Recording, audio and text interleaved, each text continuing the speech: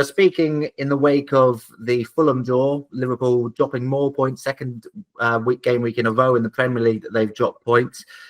But, you know, there's ways of dropping points, isn't there? And this one felt like it's a sort of good one. 1-0 down inside, I think it was 11 minutes. Andy Robertson getting sent off in the 17th minute. Fulham sort of laid siege at times to the Liverpool goal.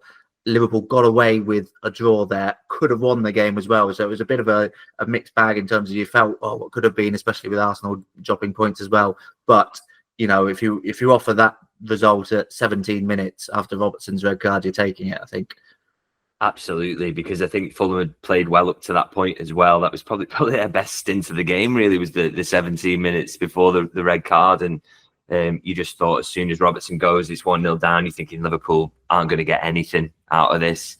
But I thought the performance from that point on was magnificent, to the point that you actually kind of felt a little disappointed at full time that they hadn't won it, because I think they fully deserved to. I think, you know, you look at the shot counts, the domination of possession, the expected goals. Liverpool are ahead on all those measures, and to do that for such a long time. And it was a long game as well. There was a lot of injury time in the first half, a lot of injury time in the second half. So it wasn't just the 70 minutes that they kind of dominated for. It was longer than that. And to do that with 10 men against a really good Fulham side who'd held Arsenal to a draw the week earlier, just, so impressive, really. And as I say, with some of the chances and the way Liverpool were pushing late on, you could not have argued if they'd gone on and won that game. And it's one of those, really. It's a funny one because obviously they dropped points, and it's back-to-back games that they've dropped points. So you could be a little bit worried about what does this mean for the title chances or your belief in them to go on and win it. But if anything, I kind of felt a little bit more convinced that Liverpool will go on and do it on the basis of that performance with 10 men. Because if you can be that good with 10 men, with 11, then you're going to win an awful lot of games. And I think after the kind of little blip they had against Newcastle, which again, a few mitigating circumstances around that one, it felt like Liverpool, even with dropping points and even with losing a man, got back on track in this one. And I'm sure they'll take an awful lot of confidence. And they also took a point, which with Arsenal dropping points as well, was totally worthwhile. So it's strange to feel that positive about a home draw with Fulham, but I think that was the overriding feeling after it. Yeah, and it was similar to the Newcastle one in terms of, if you offered me a draw at half-time in the Newcastle game, I probably would have taken it, how bad Liverpool were. And Liverpool, again, pretty poor in the first maybe half an hour against Fulham. 10 minutes of that is obviously getting used to the 10 men and reshuffling, and looked a bit open defensively there. But maybe those slow starts are a bit of an issue. But yeah, as you say, I take much more encouragement from the way they've coped with those situations. They've fought back, they've got back into these games, and ultimately taken a point when they're not doing well. And you contrast that with Arsenal's last two sets of drop points, most recently obviously at home to Everton. That felt like a very demoralizing, deflating point for them, whereas the Liverpool against Fulham one felt like a very sort of uplifting, if almost, point for Liverpool. So I think psychologically that plays a role in the title race as well. Yeah, I think the difference is that Arsenal's draws that they've had there have seemingly shown up weaknesses in them. You look at the Fulham game, and basically all of their expected goals came from set pieces. We know about their over-reliance on those, and you kind of saw that. And then again against Everton, couldn't really create anything from open play, couldn't really massively test Everton. And so you come away from those games, if you're an Arsenal supporter, thinking, are we quite good enough in attack to go on and win this league? That would be the big doubt you'd have. Whereas for Liverpool, I think, a little bit chaotic at Newcastle, but they did have injuries. You're starting Quanta at right back in that game.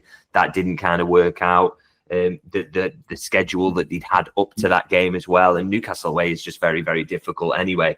And still they only dropped points because of an individual error right at the very end. So there were mitigating circumstances there, which made it feel not too bad. And then, of course, with the Fulham game, you go 1-0 down early and then lose a man so early in the game, and yet dominate it and be the side who should have gone on and won it, really. It didn't feel like you were coming away with negative feelings from it. It felt completely the opposite, really. So, yeah, I think Liverpool, both sides now have drawn both the last two games, and yet it's Liverpool who probably come away from it feeling better about themselves, whereas Arsenal will have a few doubts creeping in about what this means for their title chances. And it also helps, of course, that Liverpool have got that big lead as well and the game in hand. So that will help them feel a little bit better about it. But of course, the important thing is now is mitigated circumstances in both these games. You have to go on and win your next one, I think, and get on a little winning run again. But if you do that, then you won't look back too badly on this little kind of blip that they've had, I suppose.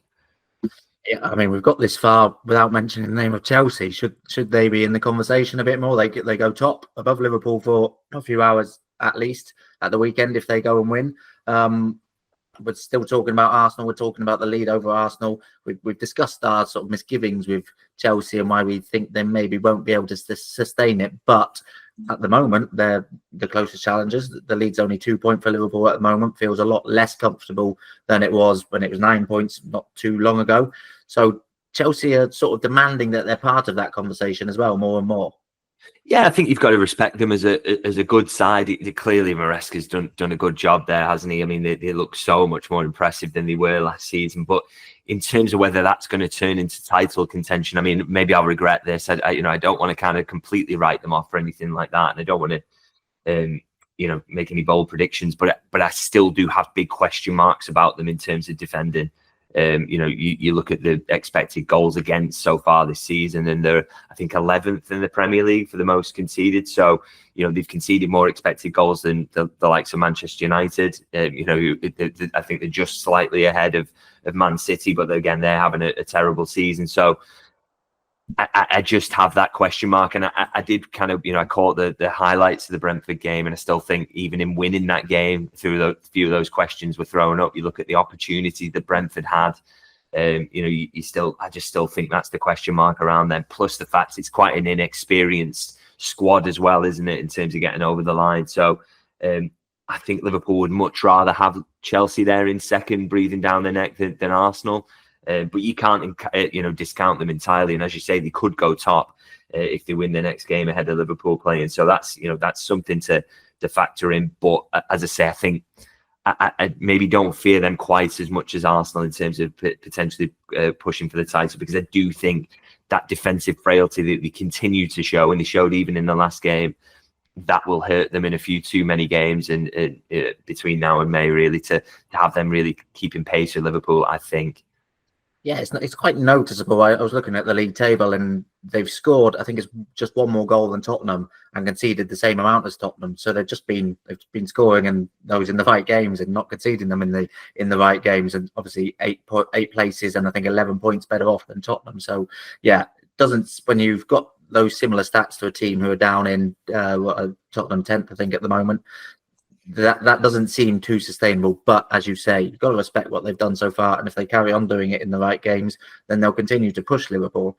I mean, sorry, just to come in on that as well, they have a little bit of a feel, don't they, of kind of Brendan Rodgers Liverpool in terms of. I made that point the other day, yeah. Yeah, free scoring, bit defensively frail, and if you do score, as you say, and if you score in the right great games and you concede in the right games, you can, that balance can kind of work for you. But it just, if you're a Chelsea fan, you're just probably a little bit concerned that it's gonna, the wheels will come off a little bit at some point. I mean, for me, they'll be nailed on top four. They've got definite attacking quality to do that, and a very smart manager by the looks of things. But it's, if you're looking at a team that needs to get kind of in the 90-point region, that I think they might struggle to do that, because if you doing that high wire act a little bit, sometimes it's just so easy to fall off. And I think they will concede in the wrong times and the wrong moments at some point, and that will lead to drop points.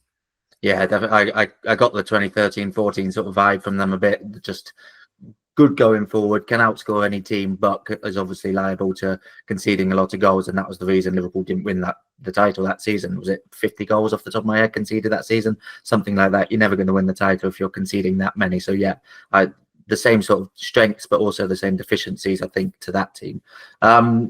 Back to the Fulham game, what did you make of Arne Slot's in-game management after going down to 10? Because you could see him very active on the touchline, moving things around, trying to find the right formula. Was bold in terms of not making a sub, not bringing another defender on. Obviously 1-0 down at the time, so maybe that played a part in it. But I felt we've discussed it before, that it's good in-game management. Usually, like at halftime, he might make a tweak, but this was great to see live. Okay, the situation has changed. We need to adapt. What can I do to adapt? Try a couple of things until he finds a solution which gets Liverpool back in the game, back in control, without sort of sacrificing any players, without making the sub, without sacrificing any attacking intent. Yeah, hugely impressive, because I mean he was straight on it, wasn't he, after the red card in terms of reshuffling things, and he tried something out for about 5 minutes, which was kind of a three at the back with Gakpo at left wing back and Trent Alexander-Arnold at right wing back on the other side, and then immediately saw it wasn't working. And I think, fair play to him for immediately switching that up. He saw that wasn't going to work and changed that after around 5 minutes, and Joe Gomez into left back, kept Ryan Gravenberch in that centre half role, which I thought was inspired because he was brilliant.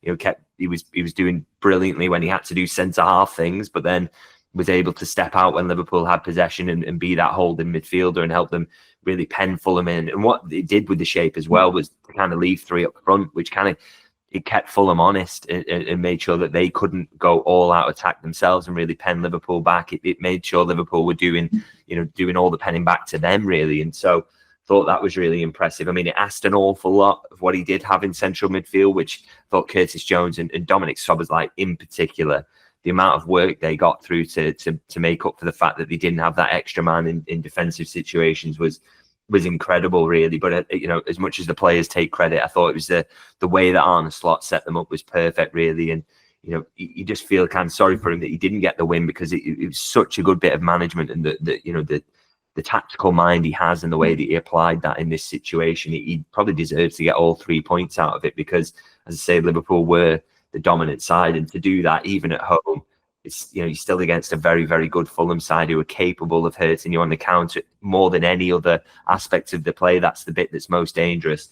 And so to completely manage their threat for most of the game and be the side that creates the better chances with 10 men was hugely impressive. And we've seen a lot of Arne Slot's in-game management and just how good he is at it, but this was probably his best example yet of how smart he can be and how he can outthink other managers. It's good to have Jota back as well, isn't it? That goal, very well taken. We should give Núñez credit for the assist, a good little assist from him when we criticised him a little bit last week. But at the same time, that highlighted to me, I had never any doubt that Jota would get that ball, even though there was a bit to do, and score, really. Whereas Núñez, you wouldn't really have that same confidence that he'd go on and score. So, I mean, great to have him back. I think it's 3 goals he scored in his last 5 shots for Liverpool. That's the sort of clinical striker that may be the only thing we've been missing in the last few weeks. Yeah, I think the beauty of him as well is that you're right that he as soon as the goal opens up that ball is hitting the back of the net, because he's absolutely ruthless in front of goal. I think him and Salah are kind of level pegging for that, really, in terms of this Liverpool squad as the out and out best finishers. But he's also he's a chance maker as well, not just for other people but for himself, in terms of, as you say, he did have a lot to do there. The way he turns his defender and it opens up and he makes it look so simple. He's really good at getting chances through, with a little turn or a little bit of scruffy play, a bit of dribbling through or whatever. He's really lively for making his own shots as much as finishing them off. And I thought it was a really good example of that. And yeah, he added so much threat in that final 20 minutes when he was on the pitch, kind of little nutmegs and winning the ball back and pressing. He's just an unbelievable footballer, really, and someone who Liverpool haven't kind of missed in terms of the results have been really good, but I think he makes them a lot better, and he will be the starting centre forward all the time that he's fit now, between now and May. So it's really good to have him back, and you saw that in that cameo. So just fingers crossed now that he can keep him fit and he can keep starting games regularly. I feel he makes a lot less reliant on Salah coming up with a bit of magic as well, because that was the first goal since November 27th that Liverpool have scored that hasn't been scored or assisted by Salah. Wow. Salah's had a hand in every single goal since then. So having Jota back to be able to, as you say, create those chances for himself and finish those chances. Obviously, Salah, for me, the best player in the Premier League this season for sure.